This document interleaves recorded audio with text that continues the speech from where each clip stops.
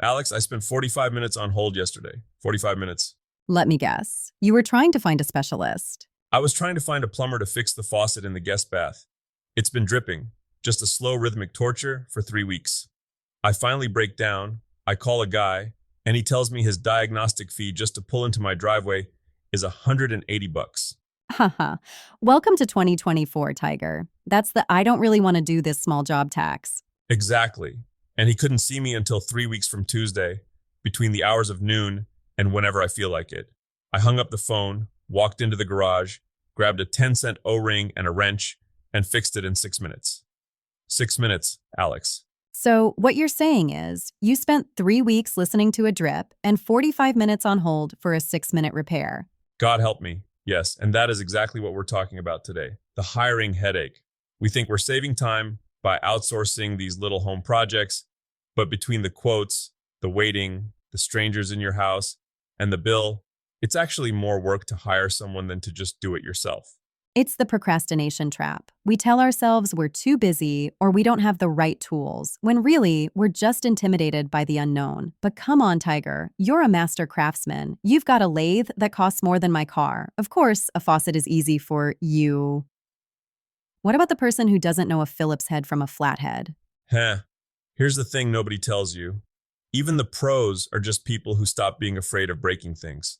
Look, if you can follow a Lego instruction manual, you can swap a light fixture. If you can butter a piece of toast, you can patch a hole in drywall. We make these excuses to protect our ego from a potential shop disaster. But the real disaster is living in a house that's falling apart around you because you're waiting for a free weekend that never comes. Okay, let's talk about the free weekend. That's the biggest lie we tell ourselves, isn't it? I'll do it when I have time. Oh, it's a total myth. The free weekend is a mythical beast, right up there with unicorns and a table saw that doesn't produce sawdust. It doesn't exist. If you wait for 48 hours of uninterrupted bliss, that leaking faucet will be an indoor swimming pool by the time you get to it. So, how do we fix the mindset? Because I'm guilty of this too. I've had a door handle that jiggles for 6 months. Every time I touch it, I think I should fix that. And then I just walk through the door. You have to eliminate the friction. Ask me how I know. I once spent an entire Saturday trying to fix a fence gate. I went to the hardware store 4 times. 4 times, Alex. By the third trip, the guy at the checkout was asking me if I wanted a job. Did you tell him you already have a podcast and a workshop full of expensive paperweights? I told him I was a very slow learner, but that's the trick. The maker's secret is doing the admin work during the week. Tuesday night, you buy the light fixture. Wednesday night, you make sure you have the wire strippers. Thursday, you check the breaker box. When Saturday morning hits, you isn't prepping, you're doing. You want to finish in a day? Stop shopping on the day you're supposed to be building. That makes sense. It's the prep on weekdays, build on weekends rule. I like that. So let's dive into some of these low-hanging fruit projects. You mentioned light fixtures. You call them the jewelry of the room. They are. You can have a beautiful room. But if you have one of those 1990s brass and frosted glass boob lights staring at you, the whole vibe is off. Swapping a light fixture is maybe a 2-hour job. Wait, hold on. Electric stuff scares people. There's the whole getting electrocuted factor. That's a pretty big deterrent. Fair, but here's the secret. Electricity isn't magic. It's just water in a pipe that you can't see. You turn off the breaker, not just the switch, the breaker, and you use one of those little non-contact voltage testers. If the light doesn't chirp, you're safe. It's 3 wires. Black to black, white to white, green to ground. If you can match socks, you can wire a light. Haha, you haven't seen my laundry basket, Tiger. My socks are a disaster. Well, then maybe call a pro for the light. But for everyone else, it's a massive win. You finish it, you flip the switch, the light comes on, and you feel like Thomas Edison. It's an instant confidence boost. Let's talk about the front door. You say it's a one-day fix, but painting a door sounds like a nightmare. Drips, brush marks, the house being open to the elements while it dries. It's a 4 to 6 hour commitment, mostly waiting for paint to dry. But think about the psychology of it. The front door is the transition from the world to your sanctuary.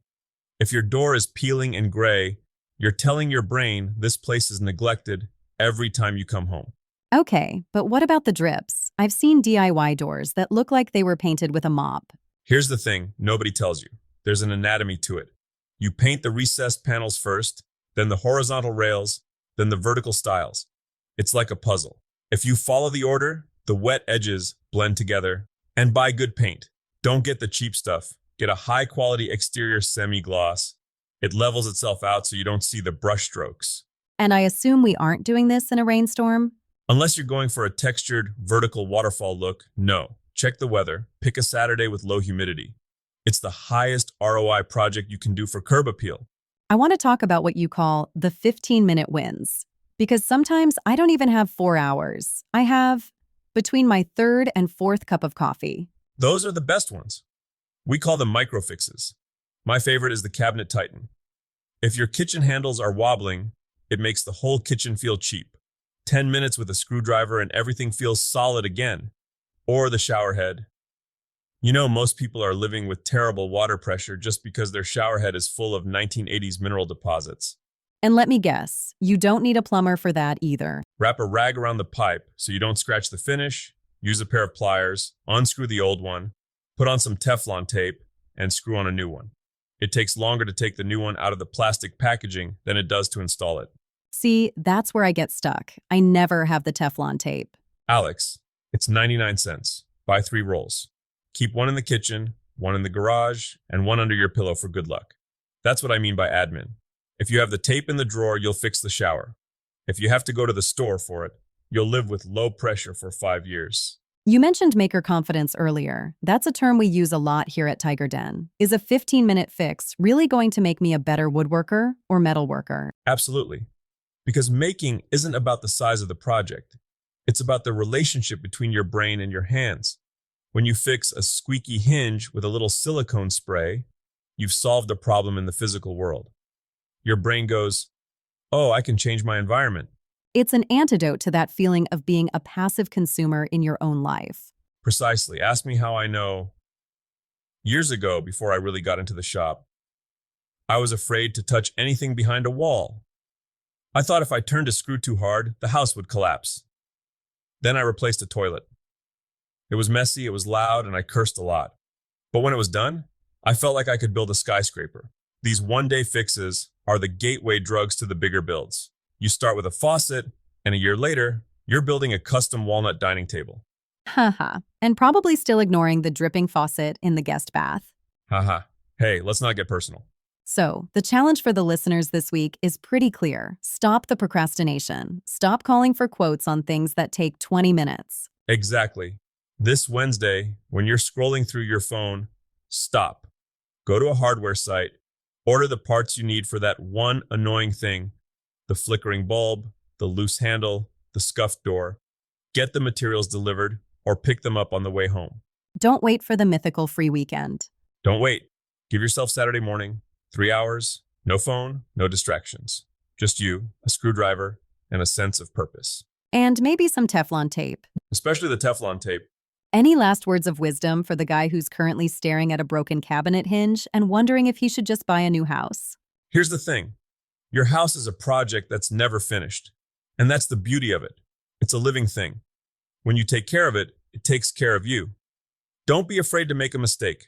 A drip is just a lesson you haven't learned yet. And trust me, the feeling of sitting down on Saturday night knowing you fixed it yourself, that's better than any professional's receipt. Well said, Tiger. I'm going home to tighten that door handle. I'll believe it when I see the photo on the Tiger Den forums. Deal.